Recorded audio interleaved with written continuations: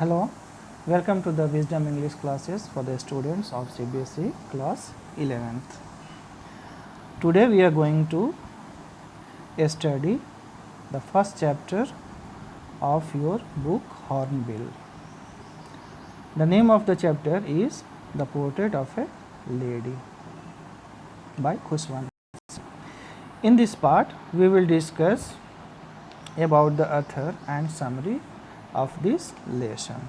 So let us start with the brief introduction of the author. Khushwant Singh was India's best known writer and columnist. Khushwant Singh India के one of the best Indian English writers रहे हैं और कलुमनिस्ट भी थे. कलुमनिस्ट means newspapers में वो अपना column लिखते थे. He was founder editor of Yojana and editor of the illustrated weekly of India, the national herald and Hindustan times. इन सारे मैगजीन्स एंड न्यूज़पेपर्स के वो फाउंडर एडिटर भी रहे हैं. He is the author of classics such as train to Pakistan, I shall not hear the nightingale, retitled as the lost victory and Delhi. और ढेर सारे क्लासिक्स जो यहाँ पे मेंशन किया हुआ है उसके वो ऑथर भी रहे हैं. अ ट्रेन टू पाकिस्तान जो उन्होंने नॉवेल लिखा उस पर तो फिल्म भी बन चुकी है इसी नाम से, train to Pakistan. His non-fiction includes the classic 2-volume A History of the Sikhs, a number of translations and works on Sikh religion and culture, Delhi, nature, current affairs and Urdu poetry. In 2007, he was awarded the Padma Vibhushan. Among the other awards he has received are the Punjab Ratan, the Sulabh International Award for the Most Honest Indian of the Year, and honorary doctorates from several universities. He passed away in 2014 at the age of 99. And now the summary of the lesson. The Portrait of a Lady is a real story of the writer's grandmother. Portrait of the Lady writers के grand mother की एक real story है. The name of the writer is Khushwant Singh. Khushwant Singh writer हैं इसके. वो इस chapter में, इस स्टोरी में अपने ग्रैंड मदर के साथ उनका रिलेशन कितना ब्यूटीफुल रहा है और कैसा बचपन बीता है उनके ग्रैंड मदर के साथ, इन्हीं सब चीज़ों को वो यहाँ डिस्कस करते हैं. His grandmother was an old lady. The writer tells us the story of his childhood that he had spent with his grandmother. The story will brief you about the life of the writer with his grandmother. All the beautiful and emotional moments are present in this story. The story will tell you about the beautiful relationship that the writer had with his grandmother. Grandmother बचपन में grand mother के साथ बचपन में बिताए हुए अपने beautiful moments को राइटर याद करते हैं. The writer recalls his grandmother as short, healthy and slightly bent. Grandmother कैसी होती हैं? शॉर्ट हैं, हेल्दी हैं और थोड़ा बेंट है, वो थोड़ी झुकी हुई हैं. Her hairs were silver in color and were scattered messily on her wrinkled face. चूँकि वो ग्रैंड मदर हैं तो ओल्ड लेडी हैं नेचुरली, तो उनके बाल सिल्वर कलर के हैं, वाइट. फेस रिंकल्ड हो जाता है, ओल्ड एज में सबका फेस रिंकल्ड हो जाता है, झुर्रियाँ आ जाती हैं चेहरे पे और उस पर वाइट हेयर्स दिख रहे होते हैं. She used to walk around the whole house in white clothes. She kept her one hand resting on her waist and the other hand was telling the beads of her rosary. और दिन भर वो क्या करती हैं घर में? एक हाथ अपने कमर पे रखती हैं और दूसरे हाथ में एक माला होता है, बीट्स ऑफ रोसरी, राम राम राम राम, जैसे साधु लोग के हाथ में माला होता है और वो जपते रहते हैं। उसी तरह से ये भी एक हाथ अपने कमर पर रख के दूसरे हाथ में माला लिए और राम का नाम जपती रहती हैं और पूरे घर में घूमती रहती हैं। The writer thinks of her as not very pretty but constantly beautiful all the time. Physically grandmother भले ही वो उतना यूथफुल ना हो, क्योंकि already she has lost her youthful days, लेकिन as a person, as a personality वो बहुत ही खूबसूरत हैं ग्रैंडसन के लिए, राइटर के लिए, क्योंकि जो love, affection and kindness and care वो दिखाती हैं, वो उन्हें ऑल टाइम खूबसूरत बनाए रखता है। ही कंपेयर्स हर काम face with the winter landscape, और ग्रैंड मदर के चेहरे को देख के वो विंटर एस्केप से उसकी तुलना करता है। जैसे विंटर सीजन में जो माउंटेन्स होते हैं वो सिल्वर, वो स्नो कवर्ड हो जाते हैं, उसी तरह से उनका फेस, क्योंकि वो काम है, रिलीजियस लेडी हैं, और उनका सिर पे वाइट बाल होता है, क्लोथ्स भी उनका वाइट होते हैं, तो it resembles to a winter landscape. During their lengthy stay in the village, grandmother woke him up from the bed in the early morning, plastered his wooden slate, organized his breakfast and sent him to the school. गांव में writer अपने grand mother के साथ ही बचपन बिताते हैं। उनके parents शहर में रह रहे होते हैं, तो गांव में उनकी ग्रैंड मदर ही उनके लिए सब कुछ है। चाहे वो एक मदर हो, रियल मदर का जो रोल प्ले करना होता है, या एक दोस्त, जो भी कहो आप, सब कुछ ग्रैंड मदर ही होती हैं, जो उन्हें सुबह में जगाती हैं, उनके लिए उनका ब्रेकफास्ट तैयार करती हैं, स्कूल ले जाती हैं, स्लेट को फिर वो तैयार करती हैं साफ़ करके। On their way back to the home, she used to give the stale chapatis to the street dogs. और राइटर को स्कूल तक पहुंचाती हैं, टेम्पल कैंपस में स्कूल होता है, और जब तक राइटर पढ़ाई कर रहे होते हैं तब तक वो कुछ अपना स्क्रिप्चर्स पढ़ रही होती हैं, और वापस जब स्कूल वाज ओवर तो अपने ग्रैंडसन राइटर के साथ वो लौट रही होती हैं, और लौटते समय क्योंकि ढेर सारी चपातीज़ वो घर से लाई होती हैं स्ट्रे डॉग्स के लिए, और वो उनको फॉलो करते हैं सारे डॉग्स, और उनको वो चपातीज़ डिस्ट्रीब्यूट करते हुए वापस घर आती हैं। A turning point in their beautiful relationship arrived when they went to live in a city. लेकिन जब उनके फादर वेल सेटल्ड हो जाते हैं शहर में, तो उन लोगों को वापस शहर बुला लेते हैं, और that was a turning point in their relationship. ऐसा अथर का मानना होता है, राइटर का मानना होता है। क्यों वो टर्निंग पॉइंट था? Now the writer use to go to the city school on a school बस।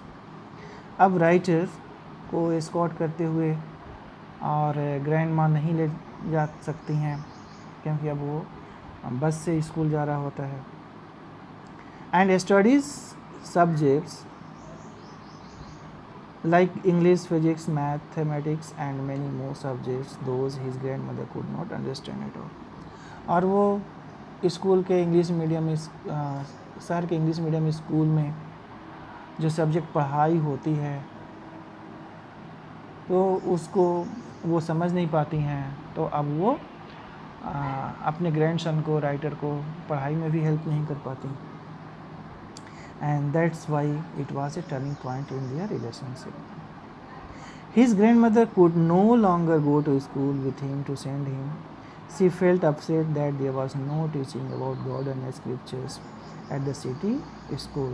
Instead, he was given music lessons, but she said nothing. और अब वो काफ़ी अपसेट हैं क्योंकि सिटी स्कूल में गॉड एंड स्क्रिप्चर्स के बारे में कुछ भी नहीं बताया जाता और वहाँ म्यूज़िक लेसन्स भी बच्चों को दिया जाता है जिसे वो काफ़ी बुरा मानती हैं और इस वजह से वो काफ़ी अपसेट हो जाती हैं। When the writer went to a university, he got a separate room in his house, and the common link of the relationship between the grandson and the grandmother was broken now. और जब writer school की पढ़ाई ख़त्म करके university में admission लेता है तो उसे घर में सेपरेट रूम दे दिया जाता है और उसके बाद तो जैसे उनका फ्रेंडशिप अपनी दादी के साथ बिल्कुल टूट जाता है। द फ्रेंडशिप वाज स्नैप्ड, ऐसा उनका मानना होता है। Grandmother rarely talked to anyone in the house now. She spent plenty of her time sitting beside her spinning wheel and reciting prayers of God. She started feeding the sparrow birds in the afternoon. तो grandmother अब बिल्कुल भी चुप रहना पसंद करती हैं। Most of the time वो प्रेयर करती रहती हैं और अपने को स्पिनिंग व्हील के साथ, चरखे के साथ बिजी रखती हैं। लेकिन फॉर हाफ एन आवर वो स्पैरोज़ के साथ उनको फीडिंग करा रही होती हैं स्पैरोज़ को। When the writer left for abroad for his further studies, his grandmother did not get disturbed at all. University की पढ़ाई के बाद राइटर को विदेश जाना होता है फॉर हायर स्टडीज़, लेकिन उस समय वो CF करने जाती हैं राइटर को, लेकिन वो डिस्टर्ब बिल्कुल भी नहीं होती। Rather she saw him off at the airport, seeing her grandmother at this old age. The writer was thinking that it might be his last meeting with his grandmother.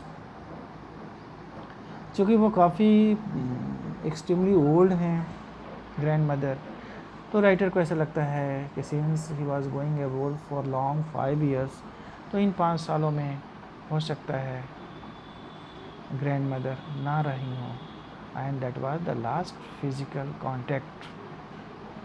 वो ऐसा महसूस करता है।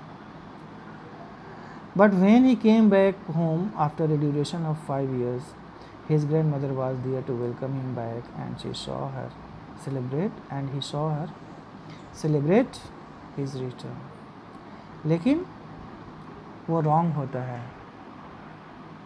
आफ्टर 5 years जब वो वापस आता है तब भी अपने ग्रैंडमदर को उसी एक्सट्रीमली ओल्ड एज में पाता है और वो उसे वेलकम करती हैं और उसके अराइवल को काफ़ी वेलकम करती हैं और सेलिब्रेट करती हैं, और इतना ज़्यादा सेलिब्रेट करती हैं कि उनको ओवर स्ट्रेनिंग हो जाता है, क्योंकि शाम में नेबरहुड वीमेन को इकट्ठा करती हैं और एक ढोल लेती हैं और गाना बजाना इतना ज़्यादा करती हैं कि वो बीमार हो जाती हैं next morning after the return of his grandson she got ill. Although the doctor told that it was a slight fever and would go away very soon, still she could foresee that her time to leave this world was near. Doctor को बुलाया जाता है। Doctor देख के बताते हैं कि कोई बात नहीं, ये माइल्ड फीवर है, तुरंत चला जाएगा। लेकिन ग्रैंडमदर को ये एहसास हो चुका है कि अब उनका एंड नियर है, वो अब कुछ ही देर की मेहमान हैं इस दुनिया में। She did not want to waste her time talking to someone. वो बिल्कुल भी चुप हो जाती हैं। She went to her bed, praying and telling the beads till her lips stopped moving and the rosary fell down from her lifeless hand. और वो bed पे चली जाती हैं और वहाँ अपने हाथ में बीड्स ऑफ रोजरी लिए हैं और प्रेयर में इंगेज हो जाती हैं और अचानक से उनके लिप्स बंद हो जाते हैं, प्रेयर करना बंद हो जाता है और उनके हाथों से बीड्स ऑफ रोजरी माला गिर जाता है और अब वो नहीं रही. To grieve her day, thousands of sparrows flew in and sat dispersed around her body. और उनके मरने के बाद thousands of sparrows, जिनको रोज़ ही वो खाना खिलाती थीं, सब इकट्ठा हो जाते हैं उनके बॉडी के चारों तरफ. All the sparrows flew away without making any joy. आज वो बिल्कुल भी शांत हैं, कोई चहचहाहट नहीं है. ऐसा लगता है जैसे they have come to pay their tribute to the lady who served them all as like a real mother. और बिल्कुल अपनी मदर की तरफ, जैसे मदर बच्चों को फीड कराती हैं और बच्चे उनके गोद में बैठ के काफ़ी अच्छा महसूस करते हैं, वैसा ही थाउजेंड्स ऑफ स्पैरोज रोज़ ही उनको विज़िट करती थी, वो खाना खिलाती थी उनको और पैर से लेकर सिर तक वो बैठी रहती थी. लेकिन आज वो बिल्कुल भी कोई नॉइज़ नहीं कर रही हैं. When the dead body of the lady was carried away for the last rites, और जब लास्ट राइट्स के लिए ग्रैंड मदर के बॉडी को वहाँ से उठा लिया जाता है, तो silently they all flee away into the infinites, और सारे स्पैरोज उड़ जाती हैं बिना किसी आवाज़ किए हुए. To sum up the portrait of a lady summary, the writer and his grandmother had a beautiful bond between them and loved each other a lot. और इस तरह से हम देखते हैं कि राइटर और उनकी ग्रैंड मदर दोनों के बीच एक बहुत ही ब्यूटीफुल बॉन्ड बनता है, बॉन्ड है, बहुत ही खूबसूरत रिलेशनशिप है दोनों के बीच में, और एक दूसरे को they loved each other very much. The story tells us how beautiful a relationship can become between a grandson and his grandmother. और ये स्टोरी हमें ये भी बताती है कि एक ग्रैंड मदर और एक ग्रैंड सन के बीच कितना खूबसूरत रिलेशन बनाया जा सकता है. Thank you for